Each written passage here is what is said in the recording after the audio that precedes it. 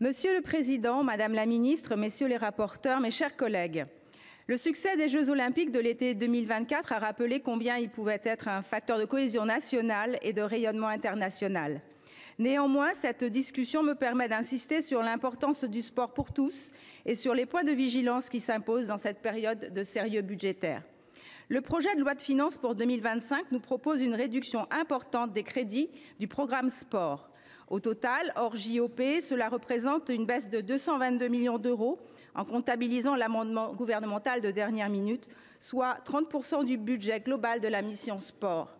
Ces baisses, bien que conséquentes, peuvent sembler compréhensibles dans le contexte budgétaire et après les efforts exceptionnels réalisés pour les Jeux olympiques et paralympiques. Mais rappelons que les JO de Paris ont suscité un enthousiasme qu'il ne faudra pas décevoir et que nous devons également préparer les JO d'hiver en 2030. Certains éléments de ce budget vont dans le bon sens. Je salue le maintien du plan Génération 2024 à hauteur de 100 millions d'euros. Cependant, je voudrais partager avec vous quelques-unes des préoccupations que m'inspire ce budget, car ces choix auront des conséquences très concrètes sur le terrain. Cette baisse des crédits intervient alors que, comme l'a souligné le rapporteur Lozach, de nombreux équipements sportifs sont vétustes. En effet, près des 2/3 des 270 000 infrastructures existantes ont été mises en service avant 1995 et nécessitent une rénovation. Parmi les équipements les plus dégradés figurent les piscines, dont beaucoup datent du plan 1000 piscines dans les années 70. Ces infrastructures vieillissantes et énergivores nécessitent une modernisation. Certaines ferment en raison du coût de leur entretien. Cela est problématique car la natation scolaire fait partie intégrante des programmes d'enseignement à l'école. On a un autre exemple avec la fermeture de nombreuses patinoires, notamment en Île-de-France. Rien que dans mon département des Hauts-de-Seine, 2 patinoires ont fermé récemment, Colombes en 2022 et Boulogne-Billancourt l'année dernière.